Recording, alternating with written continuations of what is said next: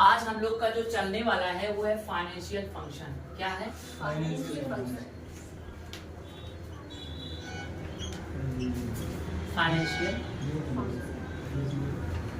देखिए financial function में हमने येस्टरडे की जो क्लास चली थी हम लोगों की, वहां पर हमने पीएमटी फंक्शन पढ़ा था, राइट? कौन सा? पीएमटी फंक्शन, है ना? और पीएमटी फंक्शन क्या करता था?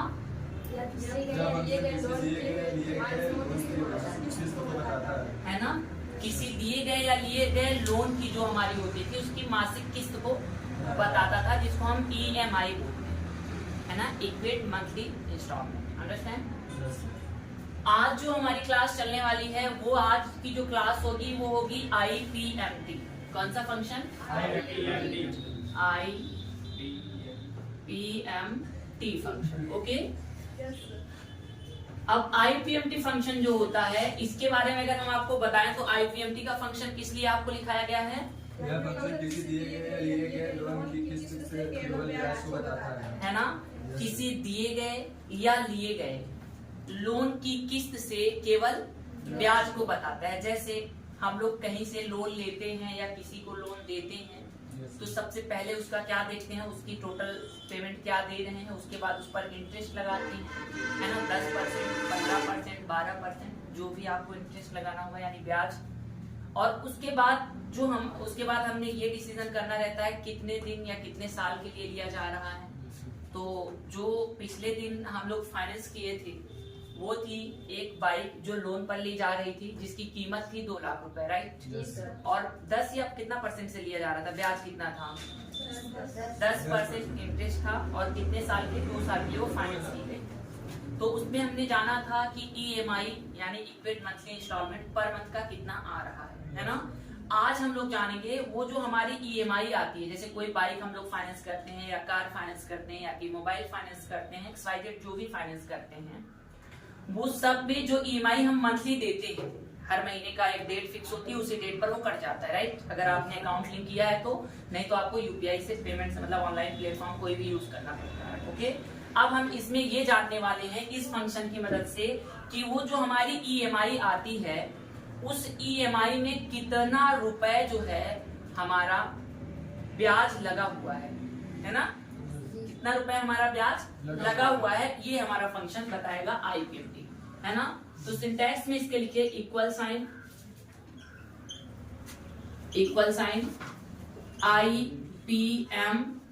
आईपीएमटी, ठीक है। और लेफ्ट हैंड से जिसको हम ओपन ब्रैकेट बोलते हैं, है ना, ब्रैकेट बोलते हैं। जैसे इतना करेंगे आपके सामने आएगा रेट। क्या? रेट का मतलब इंटरेस्ट रेट, ठीक, इंटरेस्ट रेट। उसके बाद आएगा पर, यहाँ पर जस्ट पर ऑप्शन आ जाता है। वैसे पर का जो ये मतलब यहाँ पर हो रहा है वो पर महीने मतलब कौन से महीने का आपको ब्याज जानना है कि कितना आया हुआ है ना। जैसे फर्स्ट मंथ या सेकंड मंथ या थर्ड मंथ या फोर्थ मंथ, जिस महीने का आपको ब्याज जानना होगा, ठीक है। क्योंकि ब्याज जो होती है स्टार्टिंग में ज्यादा लगती है और जाते जाते हर महीने घटती चली जाती है, और जो हमारा मूलधन होता है वो बढ़ता है, ठीक है। रेट हो गया, पर हो गया, उसके बाद आपसे बोलता है एनपीईआर। क्या रहता है? एनपीईआर यानी नंबर ऑफ पीरियड। अंडरस्टैंड? उसके बाद आपसे बोलता है पीवी यानी प्रिंसिपल वैल्यू, है ना, प्रिंसिपल वैल्यू। उसके बाद रहता है एफवी टाइप। क्या रहता है ना, एफवी बोले तो फ्यूचर वैल्यू, ठीक, और टाइप वहां पर मेंशन रहता है। ओके, ये हमारा सिंटैक्स हो गया, रेट, पर, एनपीईआर, पीवी और एफवी टाइप। अंडरस्टैंड? अब हम एग्जांपल के जरिए जानेंगे, क्योंकि ये तो हमारा हो गया सिंटैक्स हो गया। अब हम एग्जांपल के जरिए जानेंगे। जैसे हम कुछ एग्जांपल देते हैं। एग्जांपल में हमारा क्या था, जैसे कि मैं क्या किया था, एक बाइक लोन पर लिया था, है ना। तो कुछ एग्जांपल वही वाला क्राइटेरिया यहाँ पर भी लगाएंगे, ठीक। 2 कॉलम बना लेते हैं, मान लीजिए कुछ थोड़ा सा बढ़ा लेते हैं, मान लीजिए कम पड़ जाए तो। ये आपका हो गया, एक वर्कशीट का कुछ हिस्सा यहाँ पर ले लिया जाता है जिसमें हम कॉलम ए और बी, ठीक है, यानी 2 कॉलम हो गए हैं हमारे पास। कितने कॉलम हैं? 2 कॉलम। 2 कॉलम हैं। और ये पोजीशन क्या है? रो रो है, यानी 1 2 3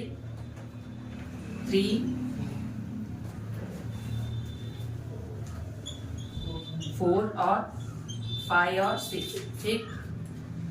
हमारे पास 2 रो है और 2 कॉलम है और 6 रो है। और टोटल अगर हम सेल की बात करें तो row into column is equal to cell, है ना। तो 2 रो है और 6 कॉलम है, तो 2 इंटू 6 इज इक्वल टू 12, है ना। यानी 12 हमारे पास सेल है, 12 सेल है, 2 कॉलम है और 6 रो है। अंडरस्टैंड? अब हमें करना क्या है? हमारी बाइक थी और बाइक किस पे थी? लोन पर थी। बाइक है एक जो लोन पर थी। वही एग्जांपल इसमें भी दे रहे हैं ताकि आपको अच्छे से समझ में आए। उसके बाद यहाँ पर बाइक की कीमत कितनी? तो बाइक की कितनी कीमत थी? 2 लाख, ठीक। डाउन पेमेंट कितना दिया गया था? 70,000। पे का पूरा नाम पेमेंट कितना दिया गया था जी? 70,000, है ना, 70,000 दिया गया था। उसके बाद इंटरेस्ट कितना था इस पे? 10%। कितना? 10%। रेट लगाने की कोई जरूरत नहीं, इंटरेस्ट हम लगा देंगे, समझ जाएगा, ठीक। 10% था। टाइम ईयर कितना था? 2 कितने साल के लिए फाइनेंस हुई थी?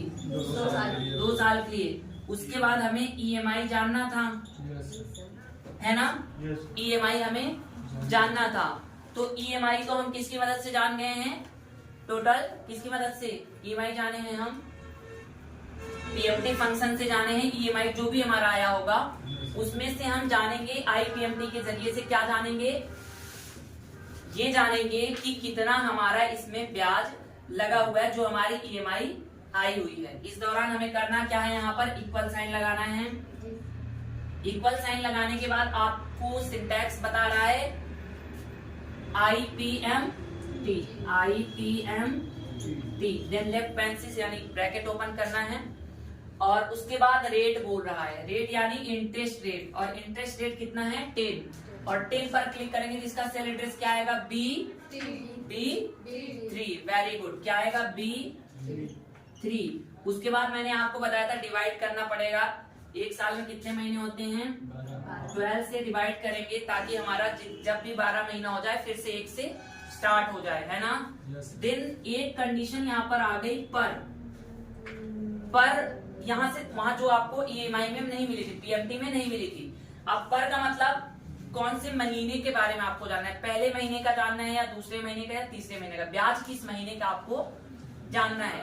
तो मान लिया हमें फर्स्ट मंथ का जानना है तो हम यहाँ पर फर्स्ट मेंशन कर देंगे। सेकंड का जानना है सेकंड, मतलब 12 मंथ में कोई सा भी मंथ यहाँ पर हम मेंशन कर देंगे। अंडरस्टैंड? अब करना क्या है? आपको कॉमा लगाना है। उसके जस्ट बाद आपका क्या है? NPER, number of period. Number of period कितना है हमारा? 2। और अगर हम बात करें बी, इसका सेल एड्रेस का क्या हो जाएगा? Cell address B4। Very good, B4। और एक साल में 12 महीने होते हैं। ये हम कैसे बताएंगे? एक्सेल को इनटू के साथ कितना करेंगे? 12, है ना। इनटू किसका काम करता है? गुणे का काम करता है ना। यानी सॉरी, इसको हम एस्टेरिस्क बोलते हैं। ये सिंबल इनटू का काम करता है, मतलब गुणे का मल्टीप्लीकेशन का काम करता है ना। देन आपको करना क्या है? B4 इंटू एक साल में कितने महीने होते हैं? 12, इसलिए ये 12 से मल्टीप्लाई हो गया, तो मतलब 2 इंटू 12 इज इक्वल टू 24, है ना। 24 मंथ में ये कन्वर्ट हो गया अब, है ना। देन हमें क्या करना है? कॉमा लगाना है। कॉमा लगाने के जस्ट बाद फिर क्या बोल रहा है? पीवी यानी प्रिंसिपल वैल्यू। और प्रिंसिपल वैल्यू क्या है आपकी? 2 लाख है। और इसके सेल एड्रेस की बात करें तो B1 हो जाएगा। क्या हो जाएगा? B1 हो जाएगा, है ना। तो यहाँ हम लिखेंगे B1, देन माइनस का सिंबल लगाएंगे, है ना, यानी जिसको हम सब्ट्रैक्शन बोलते हैं, ठीक है। सब्ट्रैक्शन का सिंबल लगाएंगे। B1 माइनस प्रिंसिपल वैल्यू हो गया हमारा। फ्यूचर वैल्यू क्या है हमारा? 70,000, यानी B2 हो जाएगा। अंडरस्टैंड? B2 हो गया। कोई कंफ्यूजन? देन राइट पेरेंथेसिस करेंगे और ये हमारा आ जाएगा क्या? आंसर किसका आंसर आएगा? जो भी हमारी ईएमआई आई हुई है, इक्विट मंथली इंस्टॉलमेंट, जो भी हमारी पीएमटी फंक्शन के जरिए एक महीने का जो हमारे पास ईएमआई आई थी, उसमें से हमें इस फंक्शन के जरिए ये पता चलेगा कि हम जो ईएमआई भर रहे हैं, हर महीने का पेमेंट कर रहे हैं, उसमें कितना रुपए हमारा ब्याज के तौर पर मंथ का जा रहा है।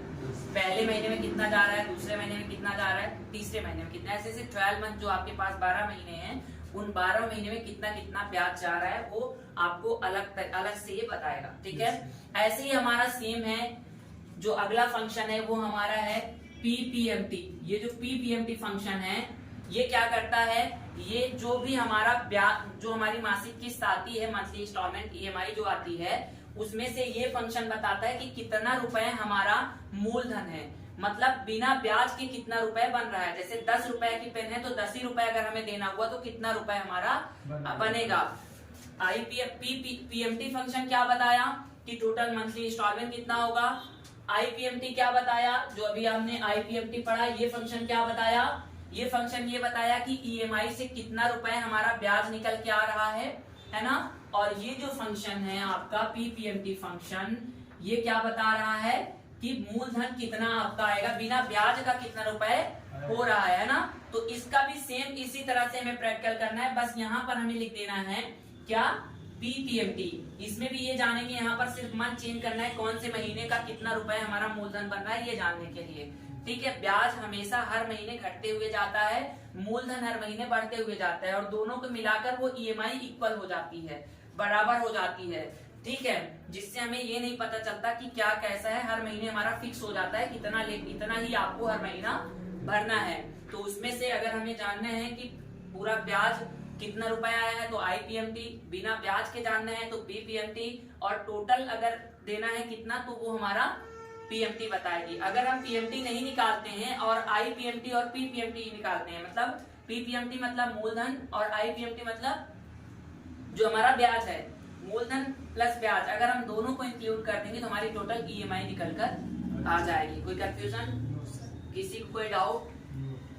तो अब आप इसको नोट कर लीजिएगा। दूसरे मेथड से आप डायरेक्ट करना चाहते हैं तो इक्वल साइन और आईपीएमटी, ठीक, लेफ्ट पैरेंथेसिस आईपीएमटी, यानी ब्रैकेट ओपन करेंगे लेफ्ट पैरेंथेसिस, और यहाँ पर B3 कितना है हमारा 10% है, अपान कितना करेंगे 12, कॉमा लगाएंगे, कौन से महीने का जानना है, पहले का तो फर्स्ट लिखेंगे। B4 हमारा क्या है, टाइम ईयर कितना है 2, और गुणे कितना करेंगे 12, 24 हो जाएगा, ठीक, कॉमा। उसके बाद B1 हमारा क्या है 2 लाख, माइनस कितना हमने दिया है B2 हमारा क्या है 70,000 रुपए, इतना कर देंगे, ये हमारा पूरा का पूरा आ जाएगा। अब आपको अगले दिन जो क्लास चलेगी वो इस तरह चलेगी कि ये पूरे